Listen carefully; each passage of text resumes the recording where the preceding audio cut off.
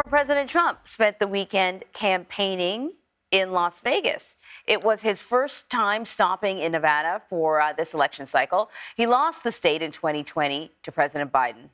So for more on this and the GOP primary campaigns, I want to bring in CBS News political director Finn Gomez. Finn, it's good to see you. Hey. Good to see you too. So listen, before Governor Ron DeSantis announced he was running, there was all this energy about him. And even though he hadn't announced yet, polls indicated that he was in second place behind Donald Trump. But what would happen once he announced? Well, he announced, and he's been campaigning, and he's still firmly in second place behind Donald Trump, trailing by double digits. What's going on? It really started at the beginning, Anne-Marie. He stumbled out of the gates, had this uneven rollout of his campaign a few months ago. And essentially, he was supposed to be this alternative to Trump, this strong, formidable alternative who could raise a lot of money and sort of have this cultural warrior component and of everything he did in Florida. Florida was supposed to be his blueprint, but uneven rollout, basically, and also for months, Anne-Marie, while he was, just before he got in, he allowed himself to be just get this barrage of criticism and attacks from Trump without really returning fire. And in the Republican Party, it was seen as a sign of weakness, according to some of the Republican operatives that I've spoken to at rival camps. So they see that there was this really uneven rollout, and it has impacted him. However, still, as you mentioned, he is number two in most national polling, even though it's a wide margin, 30 to 40 points against the former president. And he continues to raise money. His campaign announced just a few days ago that he raised $20 million. That's his campaign alone.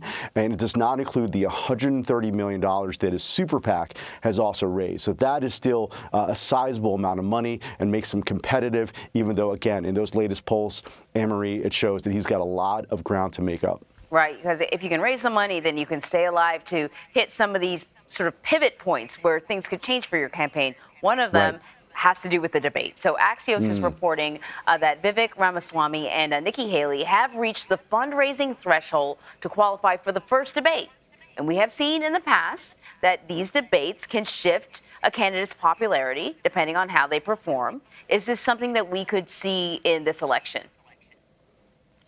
Yes. If you talk to some of these campaigns who are in this increasingly expanding field. We have at least 12 candidates who are running, so they're trying to make some space and trying to define a lane for themselves. So by getting this 40,000 unique donor threshold, these two who are in the single digits nationally have a line to the debate. The debate for many of these campaigns is the great equalizer against some of the other, if you will, early frontrunners like Trump and DeSantis, obviously at a distance, a little distance from Trump there.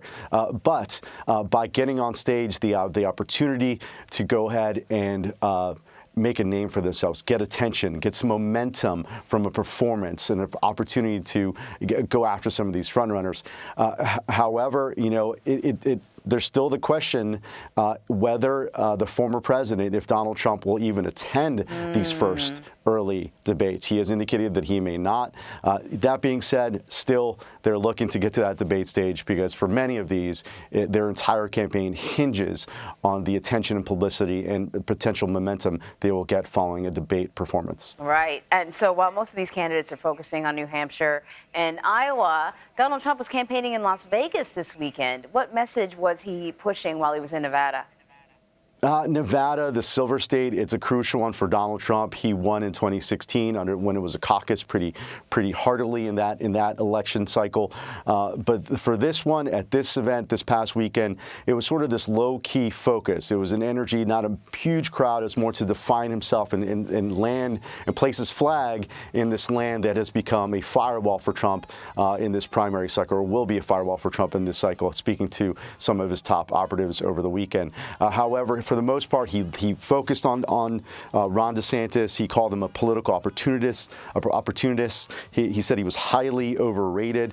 And he also, again, sort of rehashed some of his greatest hits, focus on the 2020 election, saying there was this widespread fraud, of course, made without evidence or merit there, but rehashing that, and also just kind of, focusing on some of the top issues, some of this red meat rhetoric that he knows his base will appeal to, including trans rights, including critical race theory, and some of these other issues that his MAGA crowd has really responded to. So, but again, he's planting a flag.